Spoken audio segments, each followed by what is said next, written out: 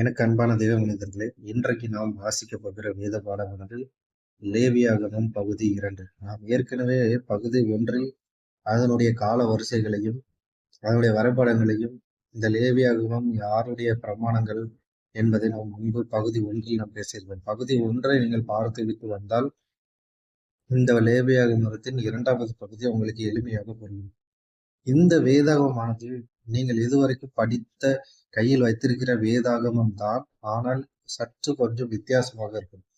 எப்படின்னா, நாம் படிக்கிற இந்த வேதாகமானது வாசிப்பானது தனித்தனியாக, அதாவது ஒரு வேதாகமத்தை எவ்வளவு எளிமையாக நாம் படிக்க முடியுமோ அவ்வளவு எளிமையாக நாம் வகுத்து, எப்படி என்றால் கால வரிசைக்கு தனியா, அதனுடைய ஆட்சியம் தனியா, இது எந்த காலத்தில் எழுதப்பட்டது, எந்த வருடத்தில் எழுதப்பட்டது, அதுக்கப்புறம் அதனுடைய மேப்பு, இப்ப யாத்ராகமா இருக்கட்டும், அவங்க நடந்து போன அந்த 40 ஆண்டுகள் அந்த வரைபடங்கள், அதுக்கப்புறம் இந்த பேரீச்சை மரங்கள், இதையெல்லாம் இமேஜ் வடிவிலும் நம்ம தனித்தனியா பிரிச்சு ஒரு விளக்க புஸ்தகமா நாம வெளியிட்டு இருக்கோம்.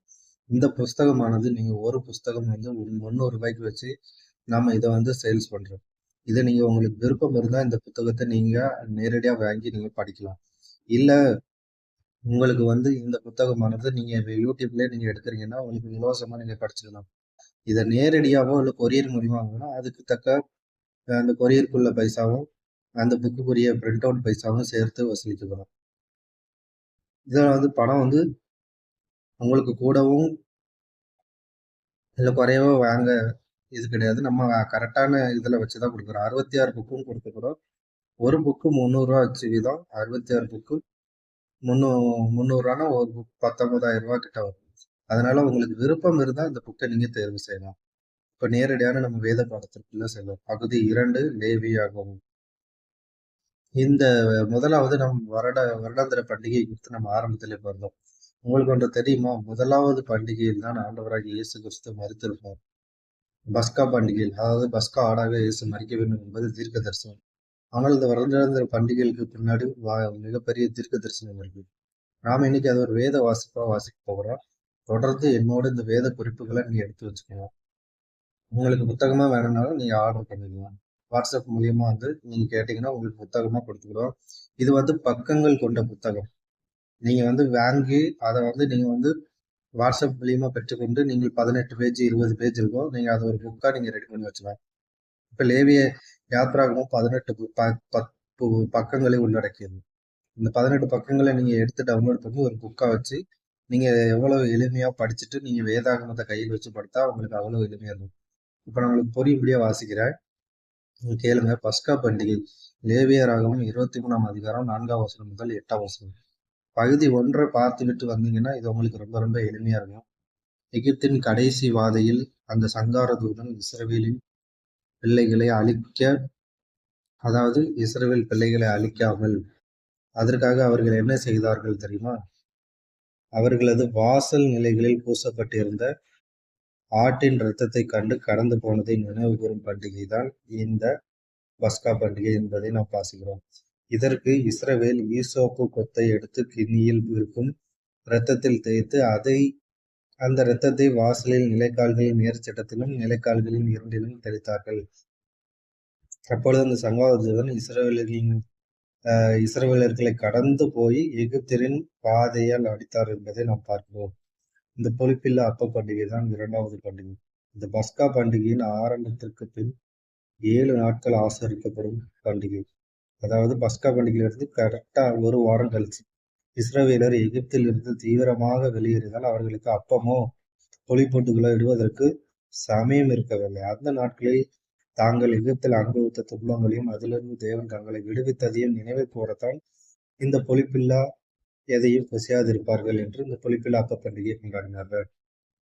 3வது முதற் பலன் பண்டிகை லேவியராகம். அதே லேவியராகம் 23ஆம் அதிகாரத்தில்தான் இந்த 7 பண்டிகைகளும் வருகிறது. தேவன் தந்தருளின யாவற்றிற்கும் நன்றி செலுத்துகிற யூத அறுவடையின் பண்டிகைகளில் முதற் பலன் பண்டிகையும் ஒன்று. அன்று இஸ்ரவேலர் இந்த பண்டிகையை கொண்டாடிய போது இது ஒரு முக்கியமான நாளாக மாறப்போகிறது என்பதை அவர்கள் அறிந்திருக்கவில்லை. 4வது வாரங்களின் பண்டிகை அல்லது பெந்தைகோஸ்தே. அறுவடையின் பண்டிகைகளில் 2வது ஒரு பண்டிகை. முதலாவது பண்டிகை தேவனுடைய முதற்பலன் பண்டிகை.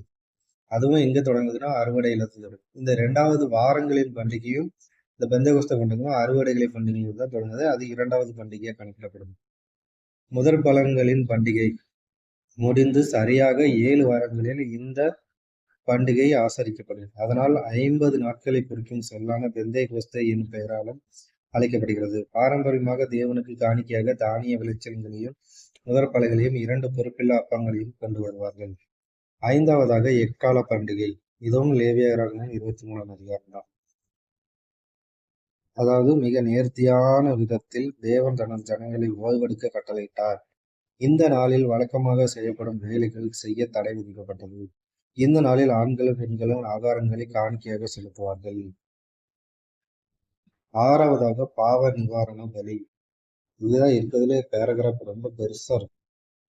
நிவாரணம் செய்வது என்றால் இழைத்த தவறுகளுக்கு பிராயச்சித்தம் செய்தல். அதாவது யூதர்கள் தங்கள் இருதயங்களும் எண்ணங்களையும் வாழ்க்கைகளையும் தேவனுக்கு முன்பாக செம்மைப்படுத்த தங்களை தாழ்த்து தேவனிடத்தில் மனம் திரும்பும் நாள் என்றும் ஆசரிப்பு கூடாதற்குள் பிரவேசிக்கும் முன்பாக ஆரோன் தண்ணீரில் முழுகிய அவனுக்காக விசேஷ உடை அணிந்து பின்பு தனக்காகவும் வீட்டாருக்காகவும் பாவ நிவாரண பலியை ஒரு காணிக்கையை பலியிட வேண்டும். முதலாவது பலியாக்கப்பட்ட ஆற்றின் ரத்தம் உடன்படிக்கையின் மேல் நிற்கவும் இது அடுத்த ஒரு வருடத்திற்கு தேவனுடைய கோபம் அவர்கள் மேல் வராதபடி தணிக்கும். 2வது ஆடு ஜனங்களின் பாவங்கள் தூரமாய் விளக்கப்பட்டு இனிமேல் நினைவு கூறப்படாமல் அதாவது நினைக்கப்படாமல் போகும் என்பதற்கான அடையாளமாக வனாந்தரத்திலே போகும்படி விடப்படும். 7வது பண்டிகை கூடார பண்டிகை. இந்த பாவ நிவாரண நாளை தொடர்ந்து கடைசி பண்டிகையும் கூட இதுதான். அதை என்னத்தை இதுல நினைவு கூறுகிறார் என்றால் 40 ஆண்டுகள் வனாந்தரத்தில் பயணித்த போது தேவன் தங்களை பராமரித்ததற்கு பாதுகாத்ததற்கு நினைவு கூர்ந்து ஆசாரிப்பு பண்டிகை நடக்கிறது. தாங்கள் வனாந்தரத்தில் வாழ்ந்ததை போல தற்காலிகமாக ஒரு கூடாரங்களை அமைத்து 7 நாட்கள் அதிலே தங்கியிருப்பார்கள். தேவனாகி கர்த்தரும் அவர்களோடு வனாந்தரத்தில் ஆசரிப்பு கூடாரத்தில் தங்கியிருந்ததால் தேவன் தங்கள் மத்தியில் இருப்பதை நினைவு கூர்ந்து இந்த பண்டிகையை ஆசரிப்பார்கள். கடைசியாக நாம் இன்னொரு முக்கியமான பகுதிகளை நாம் பார்க்க போகிறோம். இஸ்ரவேலின் இந்த லேவியராகமத்தின் நோக்கங்கள் என்ன, இந்த புஸ்தகத்தின் நோக்கம் என்ன என்பதை நாம் ஒவ்வொன்றாக ஒவ்வொரு பாயிண்டாக நாம் வாசிக்க போகிறோம். மொத்தம் நம்ம இடத்துல 7 அதே தான். அதுல பாவ நிவாரண மாதிரி இதுல 7 ஒரு இந்த நோக்கம் இருக்கிறது. இந்த லேவியராகமத்தின் நோக்கம் அது என்னவென்பது வரிசையாக பார்ப்போம். முதலாவது இஸ்ரவேலின் தேவனாகிய கர்த்தரை நினைவு கூறுவதற்காக 5 காணிக்கைகளும் தேவன் அருளிய நன்மைகளையும் ஏற்ற வேளையில் அவர் காண்பித்த கிருபைகளை நினைவு கூற உதவியது. பண்டிகைகளும் தாங்கள் யார் என்பதையும் தங்கள் தேவன் எவ்வளவு நல்லவர் என்பதையும் நினைவு கூற உதவியது. 2வது செல்வாக்கு பெற்றிருக்கக்கூடிய தவறான எண்ணங்களை களைவதற்காக. இஸ்ரவேலர் 400 ஆண்டுகள் எகிப்தில் அடிமைகளாக வாழ்ந்ததால் அவர்களின் மனதில் செல்வாக்கு பெற்றிருக்கக்கூடிய எகிப்தரின் பல தெய்வ விக்கிரக வழிபாடுகளை கலைய என்றும் எடுத்துக்கொள்ளலாம். 3வது அவர்களது தேவனும் ராஜாவும் ஆனவரை அறிய அவரை பிரதிபலிக்க அவரது பரிசுத்தமும் அவரது நீதியும் அவரது இரக்கமும். இதுவே அவர் தேவனாயும் நமக்கு ராஜாவாய் இருப்பதற்கு அடையாளம். சட்டங்களால் சமூகத்தில் ஒழுங்கு நினைவு கூறுவதற்காக. சரியானதும் பொறுப்புள்ளதும் வாழ்க்கை, உண்ண வேண்டிய உணவு, ஆடைகளுக்கான நூல், தலைமயிர் மற்றும் தாடி கத்தரிக்க வேண்டிய முறைகள் வரை சொல்லப்படுகிறது. எப்படிப்பட்ட சட்டங்கள்லாம் லேவியராகமத்தில் இருந்திருக்குன்னு பாருங்க. 5வது பரிசுத்த தேவனோடு உள்ள உறவை தக்க வைப்பதற்காக புதுப்பிப்பதற்காக. பாவம் உள்ளவர்களாலும் மீட்கப்பட்ட ஜனங்களால தேவனோடு உள்ள உறவை இழந்து விடாதிருக்க தேவையான அறிவுறுத்தல்களையும் சட்டங்களையும் வழங்கி அவர்களுக்கு வழிகாட்டுவதே லேவியராகமத்தின் நோக்கம். வேதாகமத்தின் வேறு எந்த புத்தகத்தை காட்டிலும் லேவியராகமத்தில் பரிசுத்தம் என்ற சொல் அதிகமாக பயன்படுத்தப்பட்டுள்ளது. லேவியராகமத்தில் தனி மனித ஒழுக்கத்தின் மிகச் சிறிய காரியங்கள் முதற்கொண்டு சட்ட திட்டங்கள் சொல்லப்படுவதால் ஒருவேளை நமக்கு அது தாங்க முடியாததும் விருப்பமற்றதுமான புத்தகமாக காணப்படலாம். ஆனால் இஸ்ரவேலருக்கோ அது உயிர் காப்பான் போன்றது. ஏனென்றால் தேவனுடைய சமூகத்தில் பிழைத்திருக்க என்ன செய்ய வேண்டும் என்று தேவன் எதிர்பார்க்கிறார் என்பதை அறிந்திருப்பது மிக நன்று.